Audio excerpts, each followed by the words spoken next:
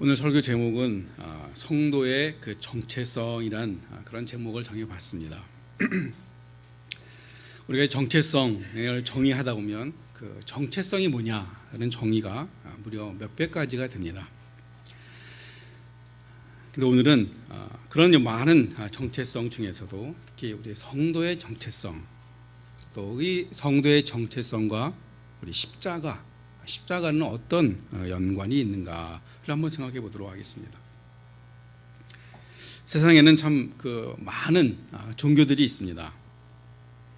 저는 개인적으로 기독교를 종교 중에 하나로 분류하는 것을 좋아하지는 않습니다.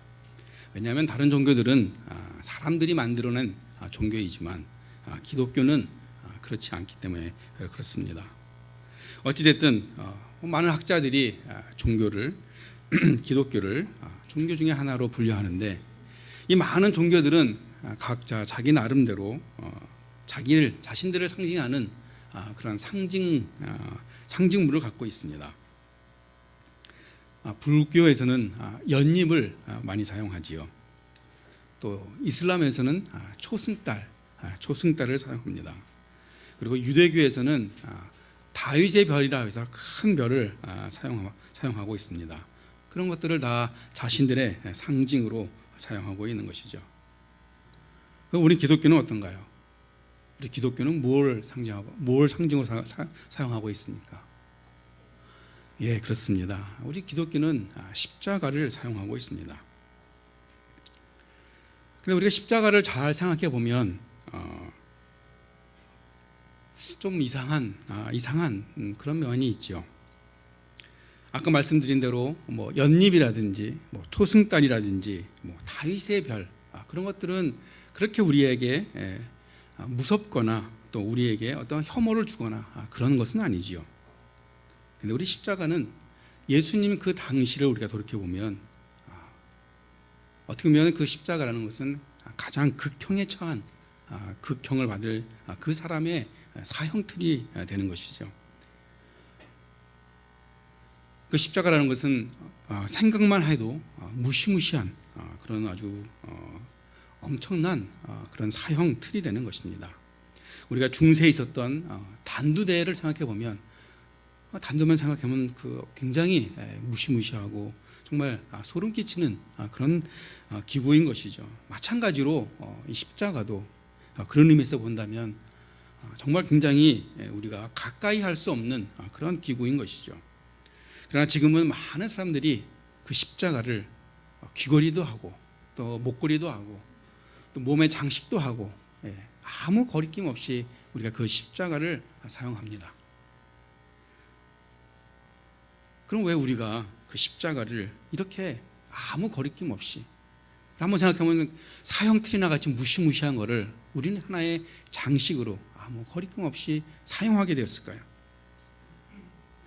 바로 이 십자가는 원래 사용했던 그 사형 틀의 틀을 넘어서 더 많은 그런 귀하고 소중한 의미가 우리 크리스찬들에게 있기 때문인 것입니다. 그래서 그런 부정적이고 그렇게 끔찍한 것을 상세하고도 남을 정도의 엄청난 의미가 십자가 안에 들어있는 것입니다. 그럼 우리 십자가에는 어떤 의미가 있을까요? 우리 믿는 사람들에게 이 십자가라는 단어, 정말 많이 듣는 그런 단어 중에 하나입니다. 근데 또 십자가만큼 별 의미 없이 사용하는 그런 단어도 흔치 않을 것이라 생각이 됩니다. 이 십자가는 우리 크리스찬들에게 바로 크리스찬이 누구냐, 바로 우리의 그 정체성과 아주 밀접한 연관이 있는 그런 단어인 것입니다. 그렇기 때문에 크리스찬이 누구인지, 또 우리가 어떤 사람인지 그것을 바로 알기 위해서는 그 십자가의 의미를 우리가 분명히 알아야 되는 것입니다. 오늘 우리가 읽은 본문 중에서 가장 중요한 구절은 2장 20절 말씀입니다. 우리 2장 20절은 유명한 구절이라서 암송하는 분도 있으리라 생각이 되는데, 우리 주보에 나와 있는데 우리 같이 한번 읽어보도록 하겠습니다.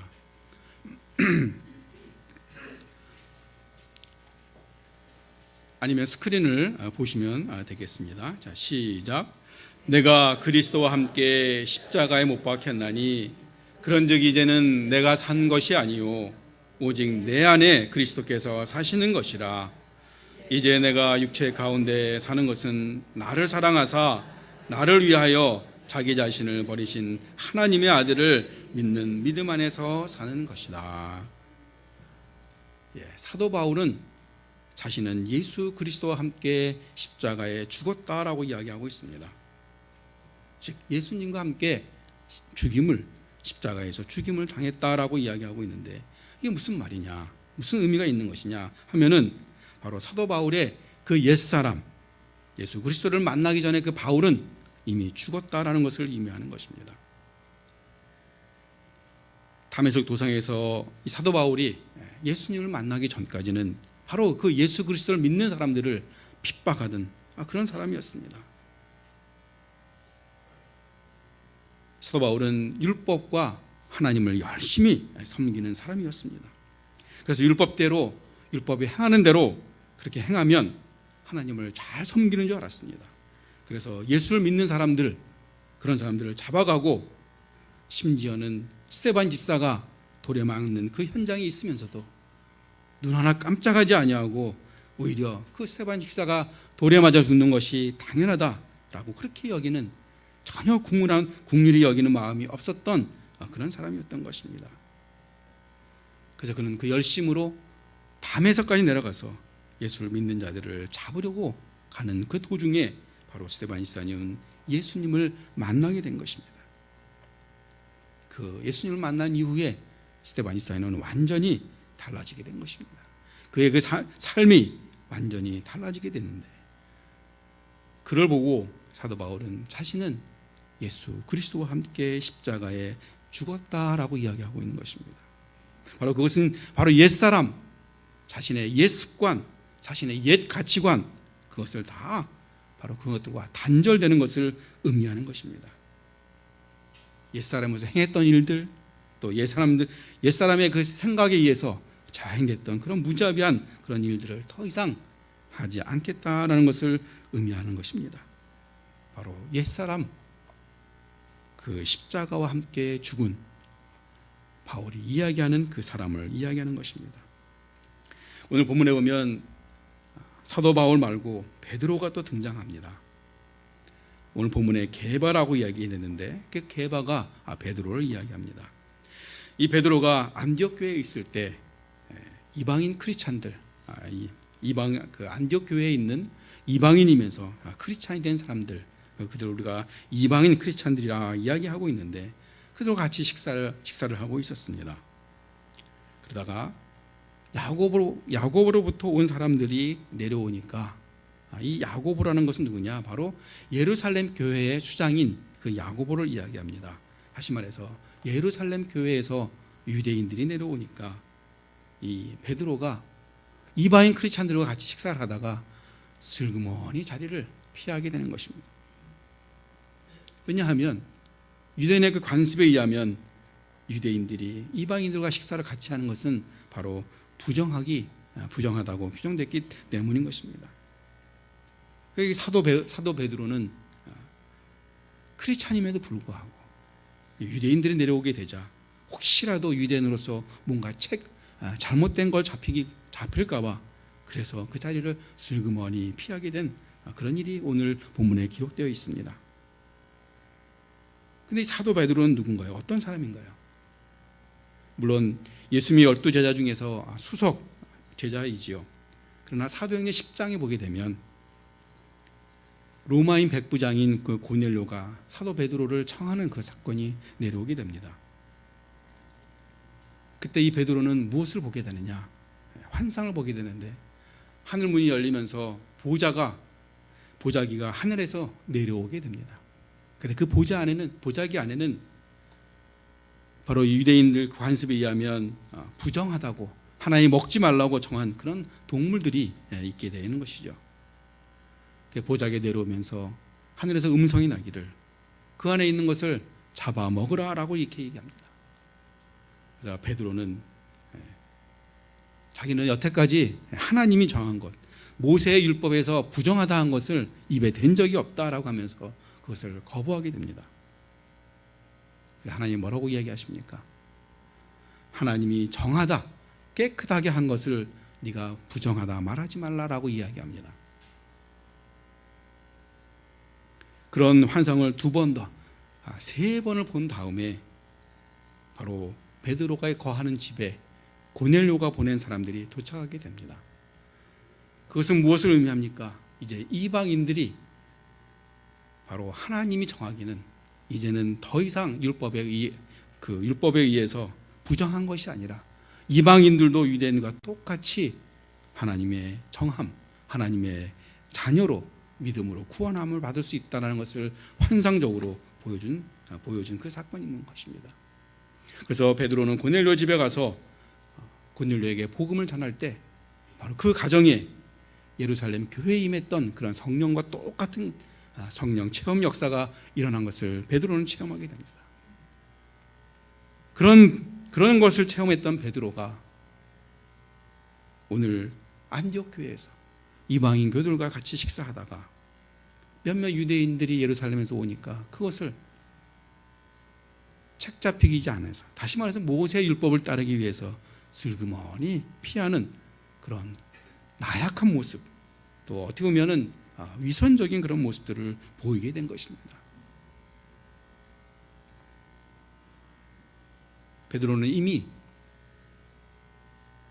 옛 구습, 율법의 그 유대인들이 갖고 있던 율법이 더 이상 그것이 효력이 없는 것을 알매도 불구하고, 그러나 그는 그 관습적으로 습관적으로 그러한 어진 외식적인 모습을 행했던 것입니다. 더 무서운 것은 사도 베드로가 그렇게 하자 그것을 보고 따라하는 유대인들이 있었다라고 기록되어 있습니다. 오늘 본문 13절에 보면 따라하는 사람들이 있을 뿐만 아니라 그 당시에 정말 신실한 사람으로 인정받던 바나바조차도 바로 그 베드로의 모습을 따라했다는 것입니다. 이것은 무엇을 의미할까요?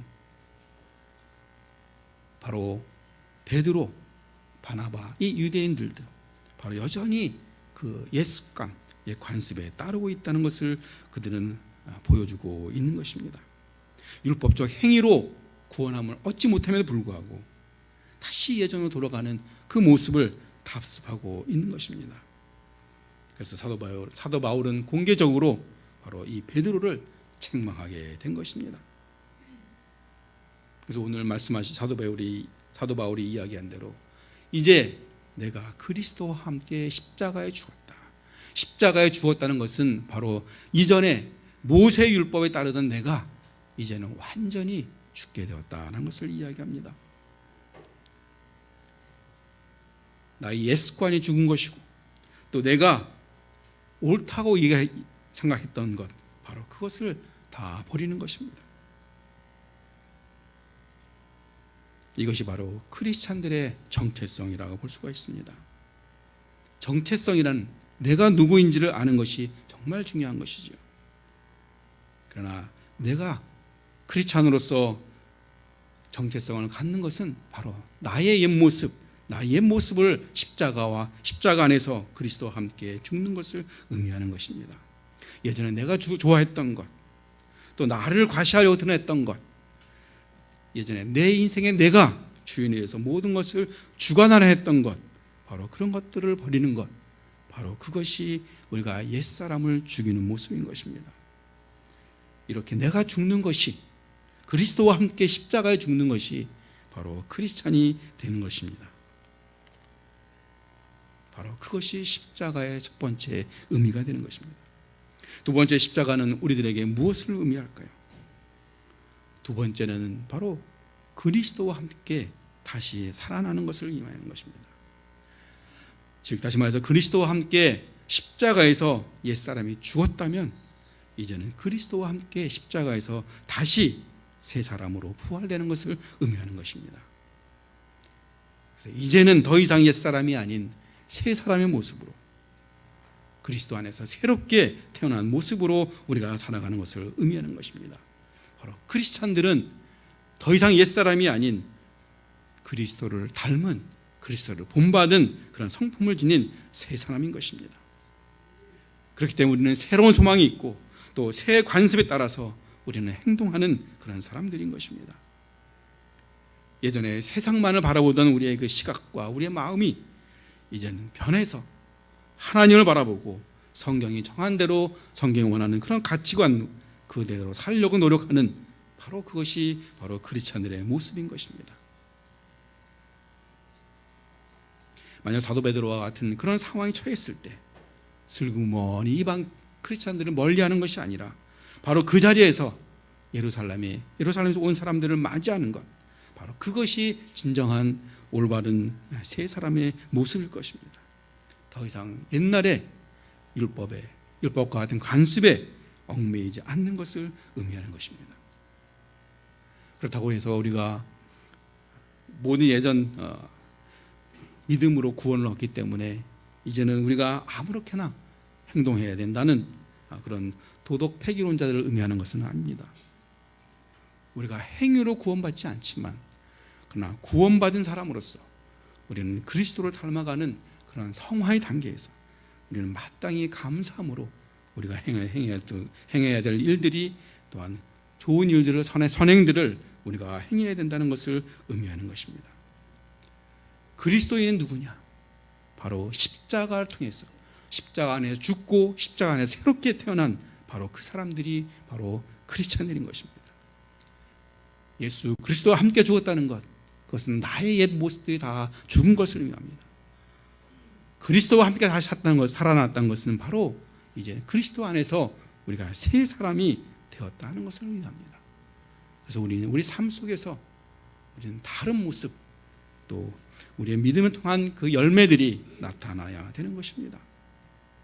그리스도인에게 있어서 십자가는 자기의 정체성을 확정하는 정말 중요한 사건인 것입니다. 예수님은 십자가에서 우리의 모든 것을, 자신의 모든 것을 주셨는데 우리는 그런 십자가를 너무 쉽게 생각하는 경향이 있습니다. 마치 귀걸이나 목걸이에 그냥 사용하듯이 하나의 장식품으로 아무 생각 없이 그렇게 대하는 그런 경향도 있는 것입니다. 2005년도에 산악인 그 박정헌이라는 사람이 있었습니다. 그는 후배를 데리고 히말라야의 촐라체봉이라는 그런 곳을 등반하게 됩니다. 그 겨울에 1월 달에 아무도 가지 않은 새로운 그런 경로, 루트를 개발하면서 정상 등반을 하게 됩니다. 그들은 정상을 정말 꿈같이 정복을 하고 내려오다가 그만 큰 사고를 당하게 됩니다. 그것은 뭐냐면 뒤따라오던 후배가 그 크레파스, 그 눈과 눈 사이에 있는 그 낭떠러지죠. 거기에 그냥 빠지게 된 것입니다. 그 크레파스는 죽음의 골짜기입니다. 거기에 빠지게 되면 살아나올 수가 없겠죠. 근데 두 사람이 오는데 두 사람 사이에 엮여져 있는 것은 자일밖에 없습니다. 한 사람이 그 크레파스의 그 골짜기에 떨어지게 되니까 당연히 앞에 가던 사람이 넘어지게 다치게 되겠죠. 그 성인 장정이 허공에 매달려 있으니까 그 무게가 얼마나 크겠습니까? 그거를 허리 하나로 받치고 있는데 그때 드는 생각은 딱 두 가지일 겁니다. 어떻게든지 그 자리를 끌어당겨서 그 후배를 살리는 방법이 하나 있을 거고, 또 한 가지는 그 자리를 끊어서 자기만 사는 그런 두 가지 방법이 있을 겁니다. 똑같은 상황이 영국의 그 산악인에도 있었다고 합니다. 근데 그 영국인 산악인은 그 뒤에 있는 뒤따라오던 사람이 자기의 친동생임에도 불구하고 자기가 살기 위해서 그 자리를 끊었다고 합니다. 그러니까 사람들은 그것을 보고 그럴 수밖에 없다. 그 상황에서는 둘이 다 같이 죽는 것보다는 그럴 수밖에 없다라고 그렇게 그 사람들은 다 인정을 했다라고 합니다. 근데 이 박정헌이라는 이 사람은 그 후배를 살리기 위해서 이 온는 힘으로 그 산을 정상을 등반했으니까 있는 힘을 아마 다 소진했을 겁니다. 그 힘이 없는 가운데 이걸 끌어당겨서 어떻게든지 몇 시간의 사투 끝에 그 후배를 살려냈다고 합니다. 그리고 내려오는 하산하는 것도 정말 긴 시간 동안에 하산했는데 그 후배를 살리기 위해서 그 앞에 가던 그 선배가 지불했던 그 대가는 10개의 손가락 중에서 8개를 잘라야 되는 그런 엄지손가락만 남고 나머지는 동상으로 인해서 또 그 동상 걸린 손으로 그 힘을 버티기 위해서 그것을 사용하다가 결국은 다 잃어버렸다고 합니다. 30대 젊은 산악인에게 있어서 이 손가락 8개를 다 잃어버렸다는 것, 그것은 산악인으로서 사망 선고와 같은 거나 마찬가지입니다.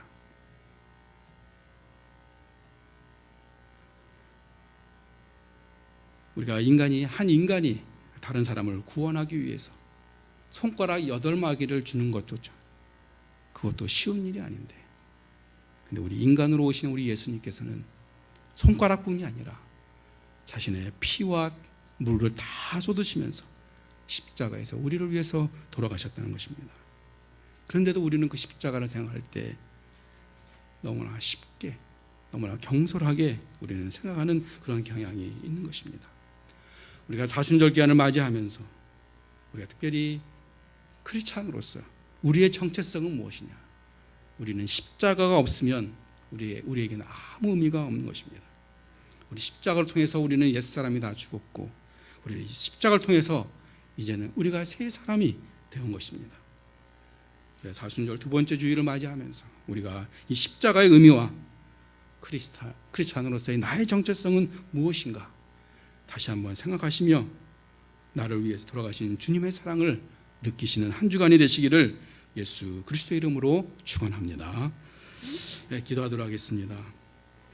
지금도 살아계셔서 우리들의 삶들을 주관하시고 우리를 인도하시기를 원하시는 아버지 하나님, 우리가 다시 한번 십자가를 바라봅니다.